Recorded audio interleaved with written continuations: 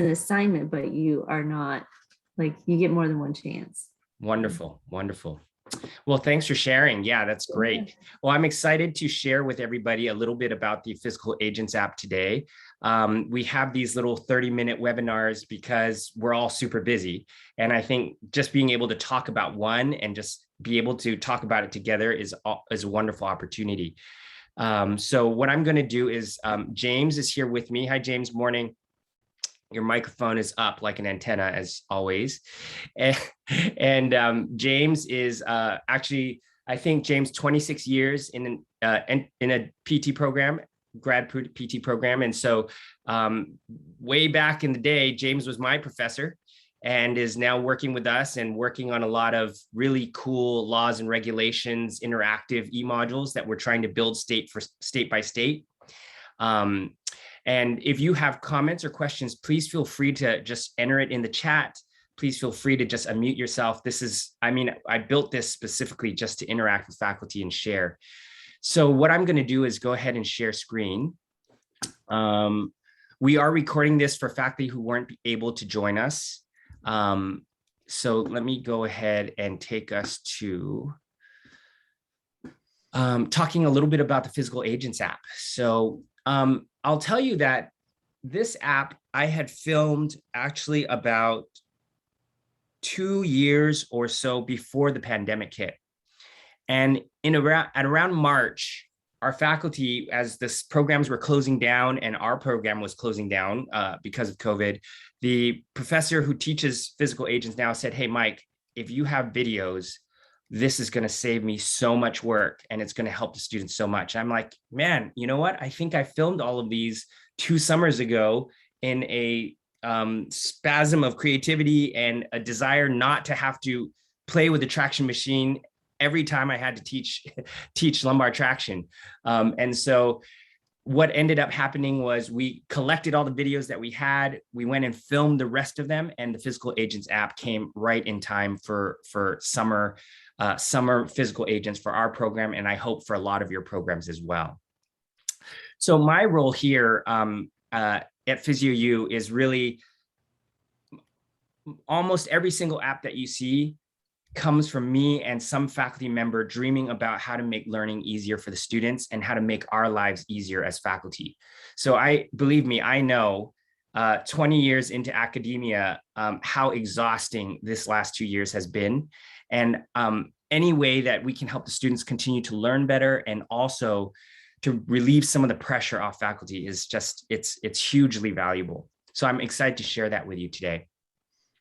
So a couple of things I wanted to show you was really how can I enhance motor learning and clinical reasoning using the Physical Agents.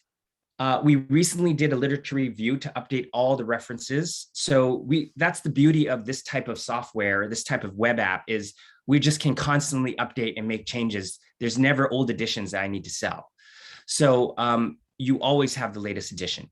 And the second part, as Deborah and I were chatting about as you guys joined the meeting, in ortho, I'm in the thick of ortho right now, and there's such a huge need at the end of each body region to give students an ability to play with the content that they've been taught and to apply that content in the context of a patient. So this whole past year, we have been building simulations and mini games and filming real patients to create these environments that are low stakes. They're a half step towards the clinic, but I think what it really does, it helps students to organize everything that's jumbled in their brain and to apply it and take ownership of it. So I'm going to show you both of these, the simulations, as well as the Physical Agents app. Let me take you there first for a second.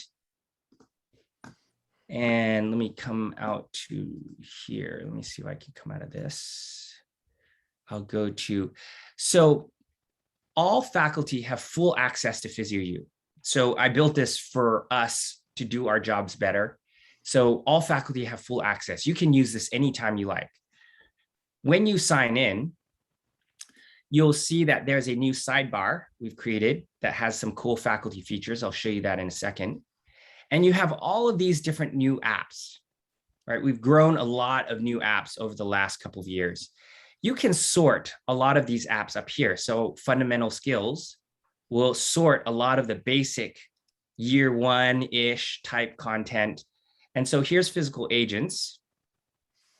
And you'll see that all the key categories for physical agents are here. So let me take mechanical traction, one of the tough ones that we all have to teach. Let me use that for example. So here's lumbar traction. You'll see that in the videos here, and let me raise the volume just a second here. You'll see that there is a video of how to set it up.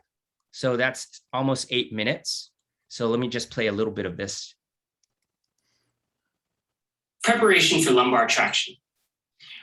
We are going to apply the pelvic belt directly on the skin of the patient.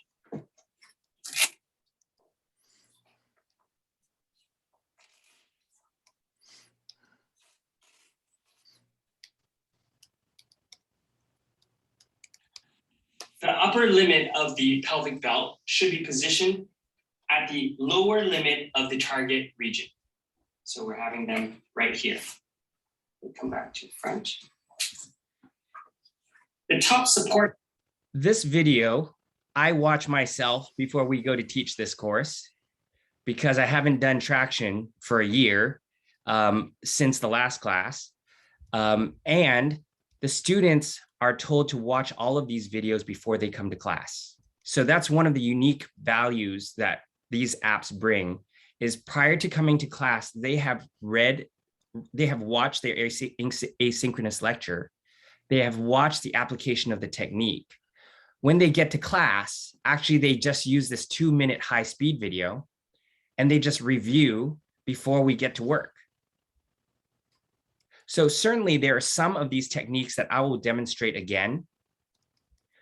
Some of these are so straightforward, they are ready to utilize their lab time so efficiently because they're already prepped.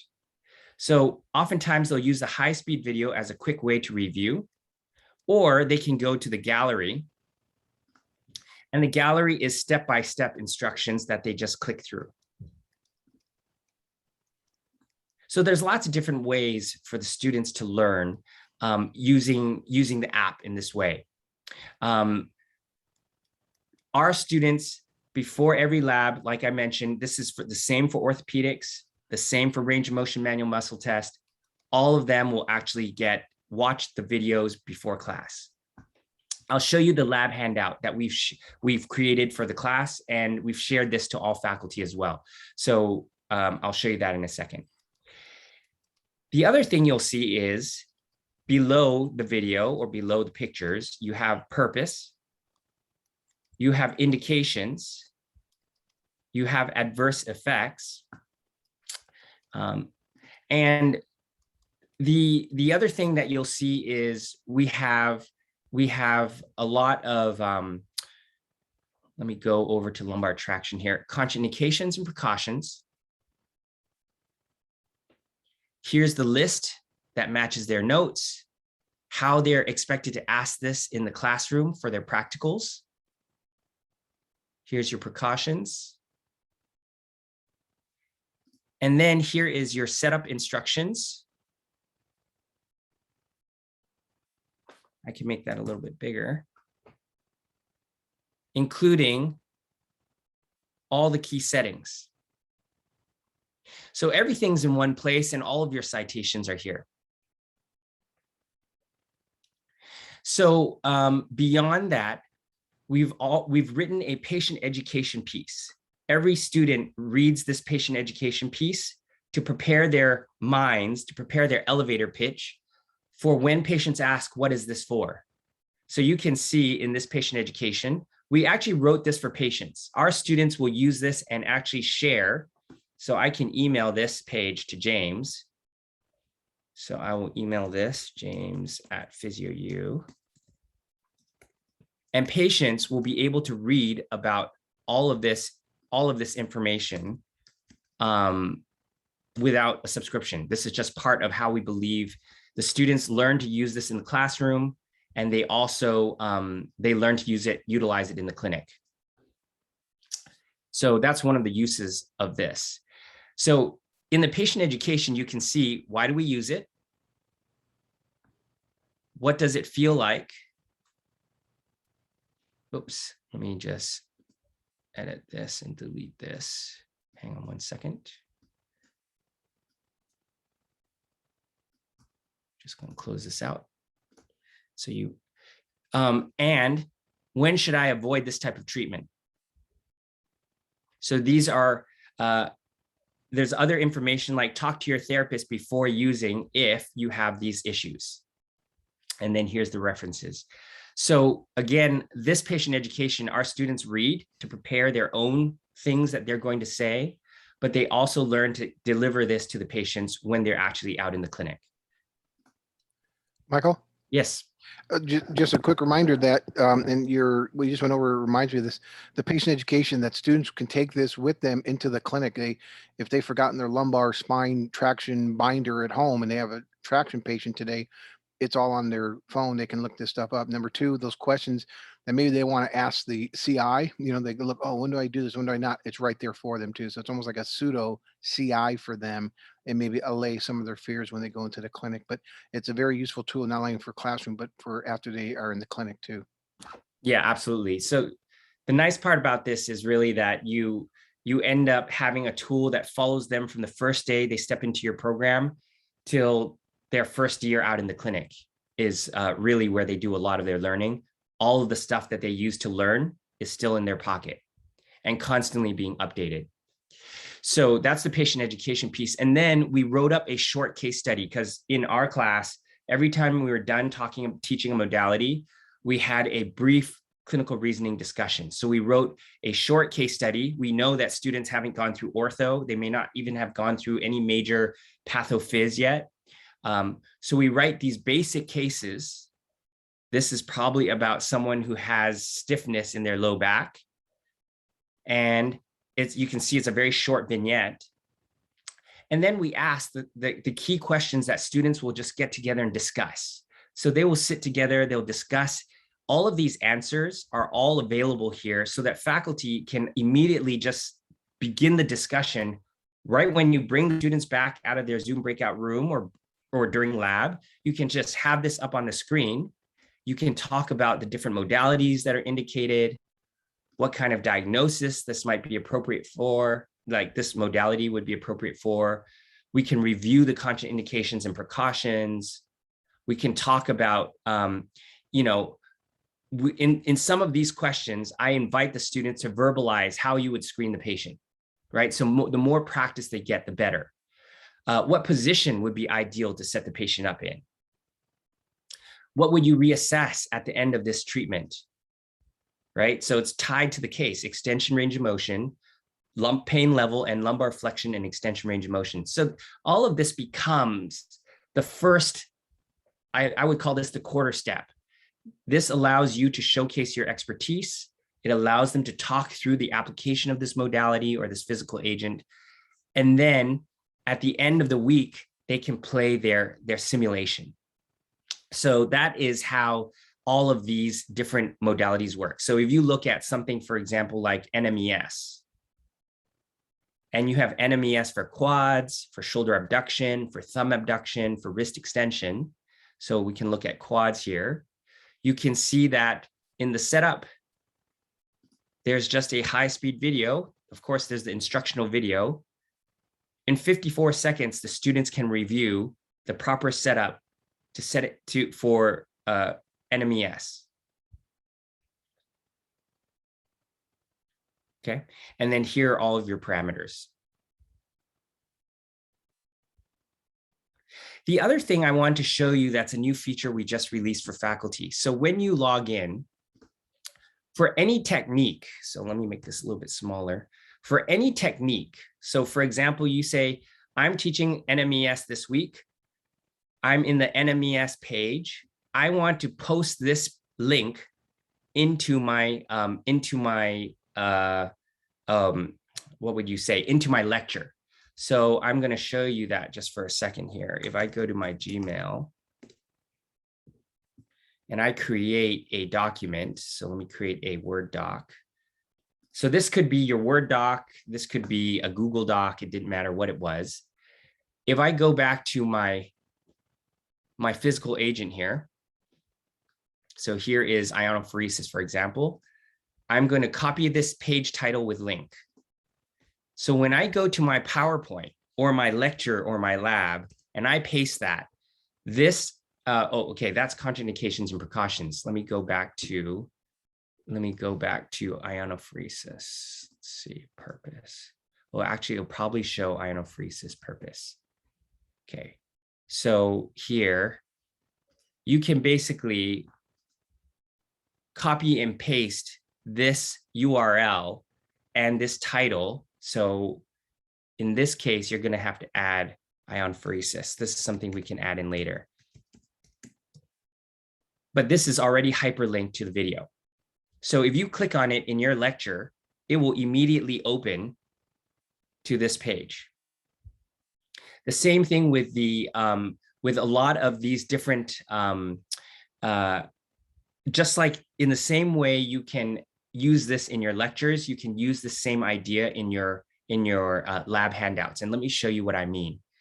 If you go here into faculty resources, so when you log into PhysioU, the web app, so PhysioU.health, and you go to educator,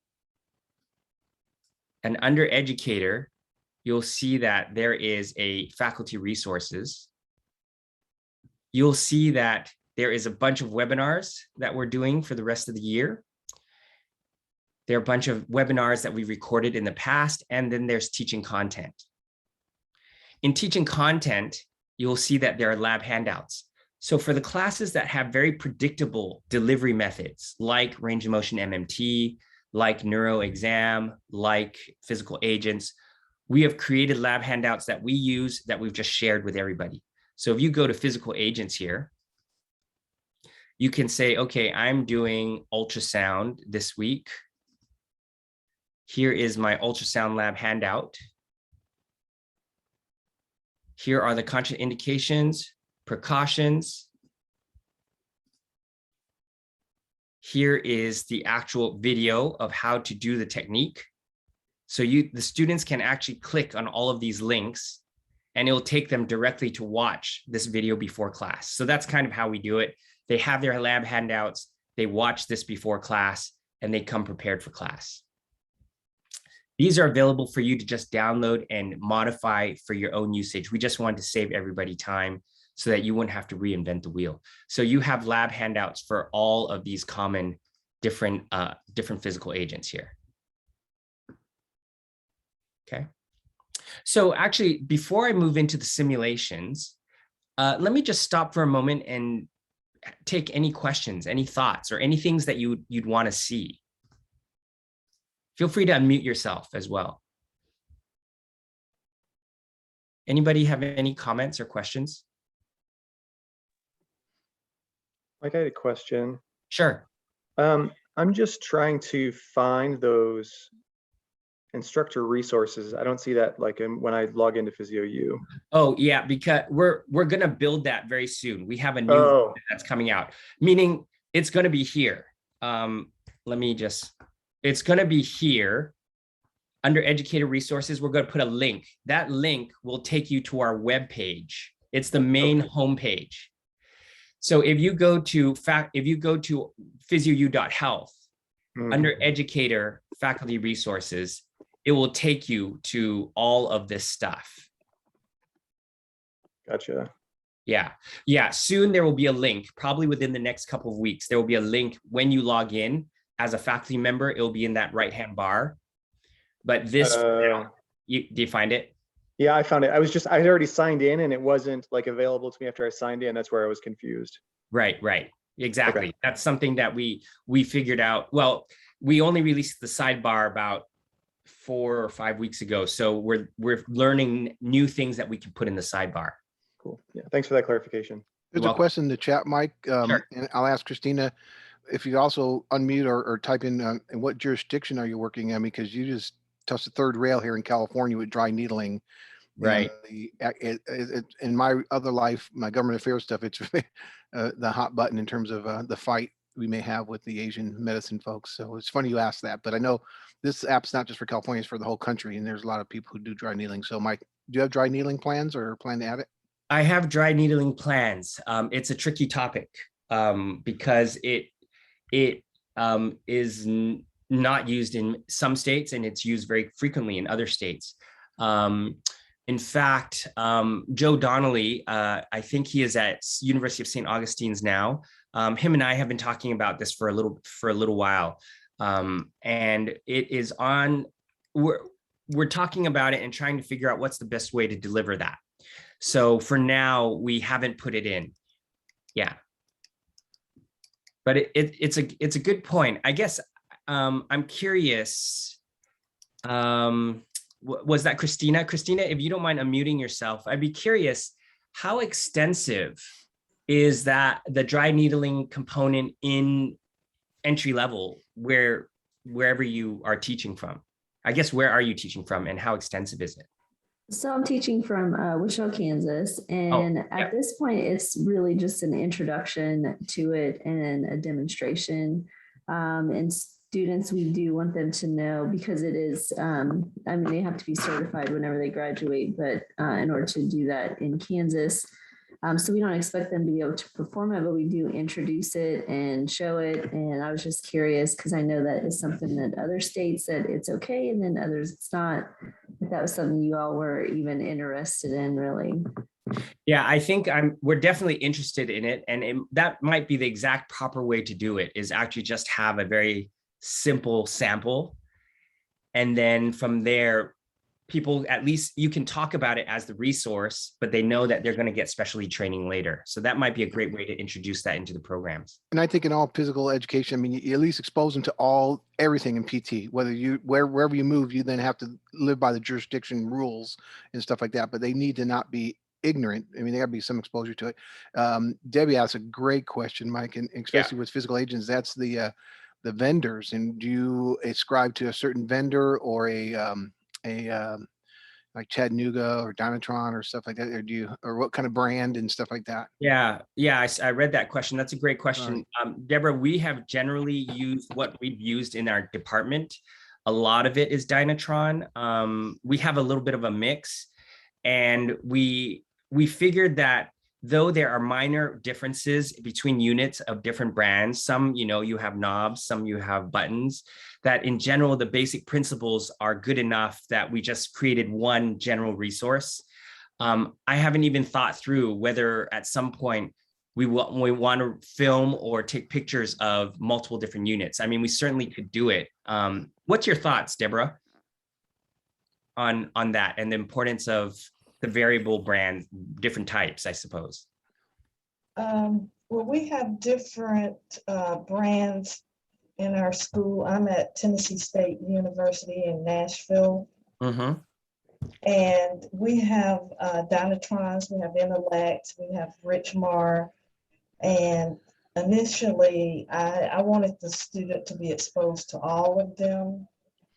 And then during the pandemic, we just limited just to the Chattanooga brands for the sake of time, because we just, we had to leave the campus and so forth. And we brought students in for labs in small groups, and our goal was to get in and get out quickly. Yeah, that's right. I think, Michael, my comment would be like, it's like driver said, I mean, are you going to teach a student only to drive a Ford or a Chevy? Or you got to give them the basic rules: brake, clutch, acceleration, turn signal, wiper blade, stuff like that. And I guess, I mean, some programs would be smart if you got a vendor who's going to like, hey, we'll donate $1,000 to the program if you use nothing but our product. But I always tell students too, the first week you're on a fill, you're kind of standing around a lot. Go in the rooms and practice on all the machines, because you don't want to look like a ninny in front of the patient where I don't know how to do this, and the aide walks in and has to show you, and you go, well, I thought you're the expert, and this aide is just a high school graduate. So they just got to take that upon their own too, to get familiar with what the equipment is in the room. Yeah, in general, we have ascribed to the idea that the general principles, the general knobs, like everyone will be able to figure out amplitude or duration, even though it's some are buttons, some are knobs. And so as all of you who teach modalities know, we never have enough equipment. It's always like, how do I shuffle kids around to play with different things? Because I only have 2 traction machines max, and I'm never going to have all the different types. So you're right, though, that it might be interesting for us to explore. James, if you don't mind making a note about that, we could talk to some of the big vendors and have them send either, like, we can aggregate a lot of their instructional videos or their instructional pictures of their devices so that people could quickly flip through different devices without having to leave one space, So that's something that would be of interest to me for us to explore. Any other comments before I show you a little of the simulations?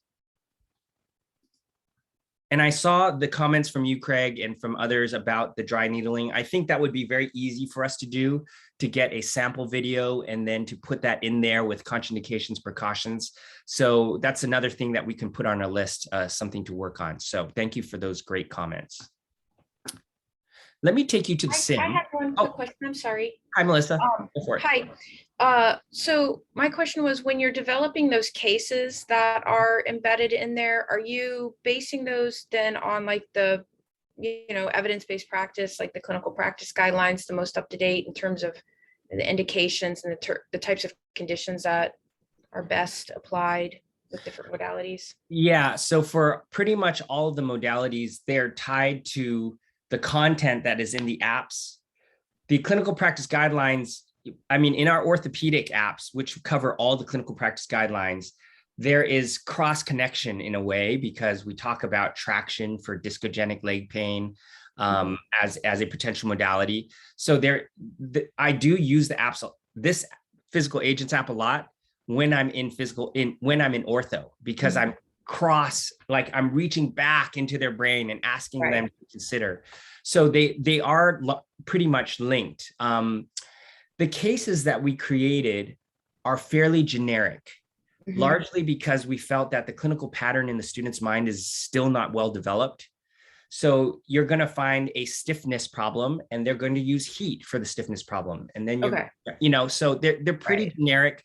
It's not, they probably, they fall all within pretty much the standard of care evidence-based concepts. Okay. Yeah. Thank you. Yeah, you're welcome. So let me take you through a simulation. So here you can see that here are the physical agents. All the sims are in purple. And we just met, the whole team just met. We're going to organize this a little bit such that all the sims in purple are together. All the apps in orange are together. And so again, taking feedback from faculty. So here's a mini sim. A mini sim to me is still clinical context based. There's patient based, but they're often relatively short, 5, 10, 15 minutes max, so that you can deploy them without worrying that it's going to eat up tons of student time.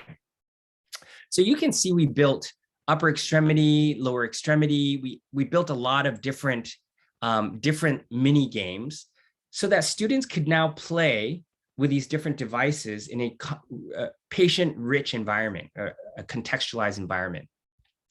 The other thing I want you to see is that every student, as they're logged in, there's a learning history. You get to see the date that they took it, how they did, 80% pass, the score, and how long they spent on the game. So for example, if you download this learning report, you will be able to have students turn in. So I'm going to go to my learning report here in downloads. Here is the Michael Wong learning report. Here is the game he played, who played it, the date, and here's his highest score. I just tell them, hey, if you want to play it until you get the best score, great. I'm happy that you played it to make sure you got it right. And then here are your different time frames. This is something I actually will double check. This is something new that we just added. So students usually the scores are all correct. You should be able to verify by looking at, when you click on that link, you can actually see number of plays, average score, top score, faculty members can all see this. I just have my students download the certificate and turn it in. I give them free points for that. They're low stakes. It's low stakes learning.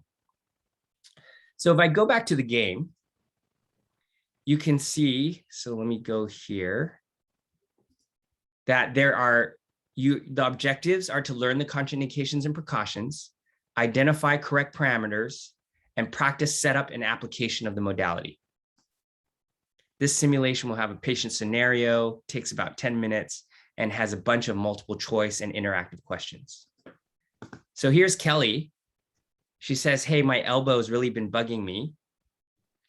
I do a lot of painting, and we want to apply a physical agent to help reduce her symptoms. So you find during your exam that her symptoms are consistent with lateral epicondylalgia. So which of the following is a contraindication? So they're referring, thinking back to what they learned. Of course, you could go right into the app and look under ionophoresis, what are the contraindications? It's all here. So that's the beauty of it. It's all connected. So let's go with venous or arterial thrombosis. Great, that's right. You selected the correct response. During the exam, you note redness, swelling, decreased grip strength. So loss of function, a rubor, swelling, tumor. So 2 out of 10 pain near the lateral epicondyle. Which medication is the physician most likely to prescribe for this patient? So we want them to kind of begin to connect the medication without having to, our job certainly is not to prescribe it. So let's just call it dexamethasone. Let's talk about patient positioning. Before beginning the treatment, what would be the most comfortable position? Side lying with the arm placed on the side, prone with arms by the side, seated on a chair with feet flat on the floor, arm resting on the table. So we'll go with that. Good. And you're ready to begin treatment with dexamethasone. Please click on the active electrode. So we want to have them identify which is the electrode that's going to be pushing the medication. So I'm going to choose that. Let's see. It's a little bit finicky here. Hang on. It's probably because I know this morning as I was playing through it, sometimes it doesn't capture that. Okay, there we go. And we submit. Then your patient only has about 15 minutes for treatment. And you know that the student knows that it's 40 milliamp minutes for the dose. What's the closest answer? So let's choose 3. Good.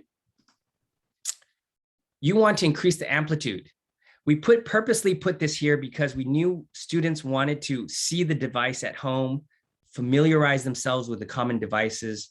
So please choose the button that allows you to increase the amplitude. So is it the dose button? Is it the current button? So again, I'm going to choose that. Good. And submit it. Oh, I just have to wait for a sec. The other thing that we purposely did for a lot of the sims is we made things not go so smoothly. So after treatment, your patient complains that her skin hurts. You lift the electrode and observe a light burn. So herein lies a little bit of that clinical reasoning development. What should you do? So the question is, to prevent a burn from happening again, how should you change the parameters? Should you increase the amplitude, decrease the time, or decrease the amplitude and increase the time? So let's put something wrong, and I'm going to submit it. So the correct response is, of course, decrease the amplitude and increase the time. In these games, we don't give them much explanation because it's going to be scored. It's almost like a quiz. They take it a little bit more seriously. They can go back and review when they're done, though. So to increase treatment time to 20 minutes and prevent another burn, what amplitude should you set? Well, it's 40 milliamp minutes. I need to do 2 milliamps. And there you go. You are adjusting the parameter. Please use the slider to adjust the current knob. And again, you can see the person is adjusting the current.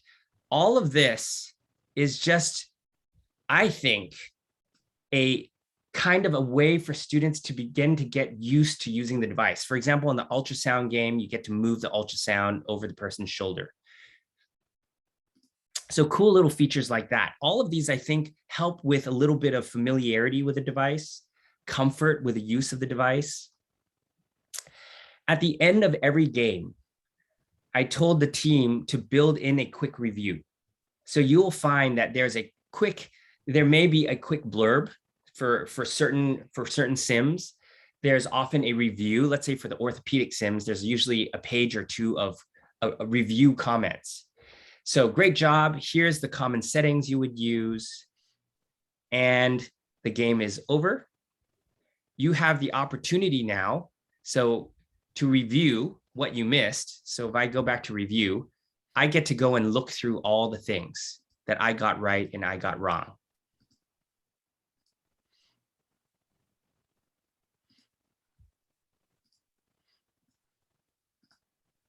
And then I can retry it.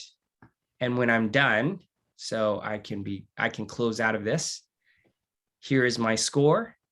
Here's the time I took, and I can turn in my learning report. So we have sims for all of these different modalities, physical agents, that you can just utilize, have students learn, let them have fun. That's one of the comments my students have been giving me, is it's really cool to be able to do this without the pressure of thinking that it's going to fail me, or I'm going to, it's during an exam. It just helps me apply the knowledge. I feel like it closes the loop. And so that is, any questions about the sims? Mike, we're running long a little bit, and there's about 3 questions I need to get to from the chat, kind of a lightning round, Sure. kind of quick answers.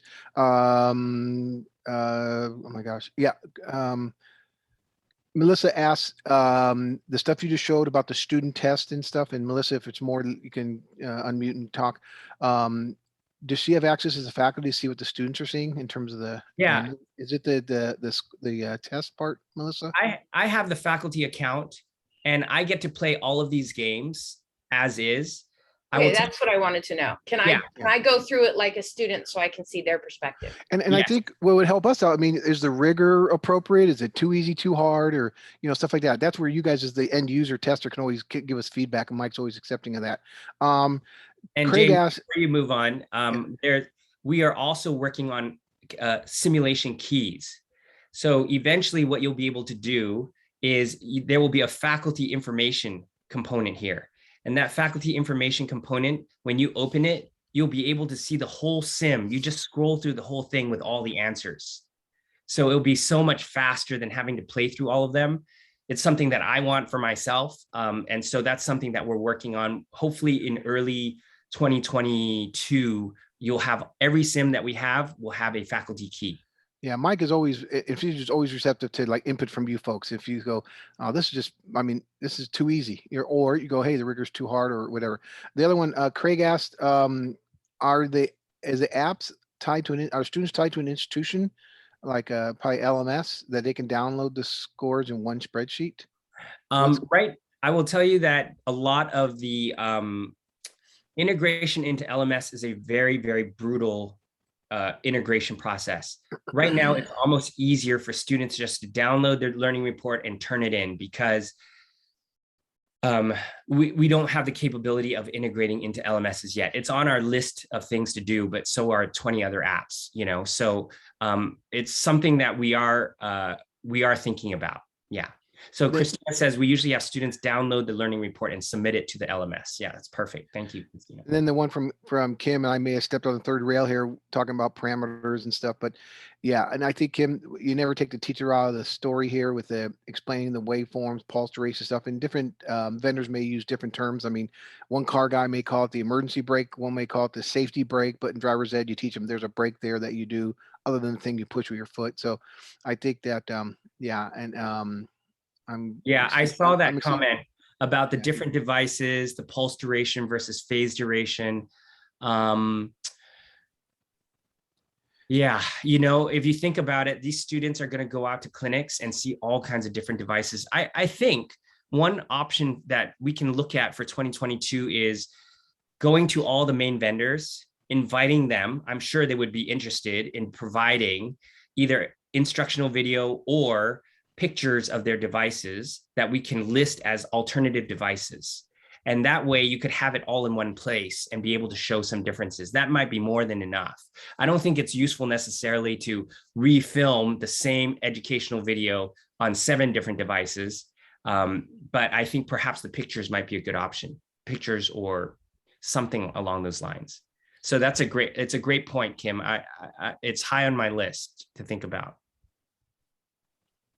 Other comments? It looks like, Does Eamon have a suggestion of a shockwave device? And then, anything you guys think that is that's very now becoming more used in PT, let us know. I mean, yeah. Yeah, so we could add that. I'll be honest with you, Eamon, I'm not familiar Yeah, with shock device by shock device name. Maybe it's something else that I call it. Right. Commonly, we don't see the shock devices that much, but FES, BioNS, and other types of eSTEM sounds good, Christina. I'll keep it on the list. Mm. As we close this out, and again, guys, James and I are not in a rush. For those of you who are leaving, just know that we really think about graded exposure for motor skill training. The old way of teaching lab for one time, the first exposures in lab and the last exposures in lab, I don't think is the optimal way to help students become familiar and master these basic skills. So having lab techniques that they can preview before class, allow them to think through the application of these modalities. I mean, they've watched lumbar traction. They can go through the motions of putting on a belt, a thoracic belt, setting up the machine. All of that can be thought about ahead of time so that your lab time, your synchronous time, where you're demonstrating the technique again, there's so many more nuances. Instead of them holding cameras and trying to write notes, trying to follow you because you're only going to demonstrate it once, now you can take their thinking so much deeper. And the other thing that we do in a lot of these classes is we have either virtual or in-person checkoffs where they demonstrate these techniques to a TA or to the faculty members. I think there's a process in developing motor skill or developing the application of these different devices. And it really doesn't have to be a one-shot lab only experience. I think that can really change your students' learning. Next week, just for you guys to know, we are talking about movement analysis. We're talking about gait and pediatric gait VR, how you can apply movement analysis. And we have some amazing functional movement analysis apps that we're working on actually coming up. That's very much in line with gait, but we'll cover a lot of the functional movements like step up, step down, squat, lunge. It's fascinating. We're in the movement lab capturing all of this as we speak. So any other comments? Any other thoughts or comments that James and I could help to answer or feedback?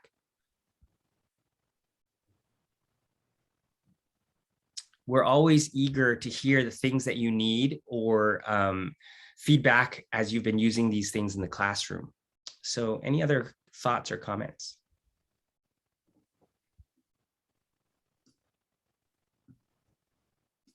Fantastic. Thanks, Jeff. Guys, thank you so much for joining us in this short webinar and I look forward to staying in touch. By the way, if you ever want to just meet up and chat about the different classes you're teaching and how we have different apps, that can augment your classroom, please feel free to reach out to me at mike@physiou.com. And we can always just set up a quick call. And I do this all the time, helping faculty figure out what we have and how to use it. It can really impact the students' learning and make your life easier. So yes, thank you, everybody. And any other comments or thoughts? James and I are just here hanging out. Feel free to just chime in. Otherwise, thank you, everybody, and hope to see you next week.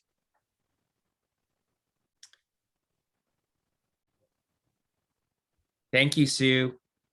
Thanks, Craig.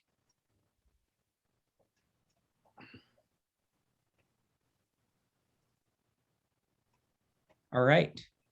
Any other comments from anybody? Thanks, Deborah. Thanks, Iman. All right, guys, happy Friday. I've got a 1 to 6 ortho lab today, so I'm going into the trenches. Have a great weekend, everybody. Take care. See you, Mike. See ya.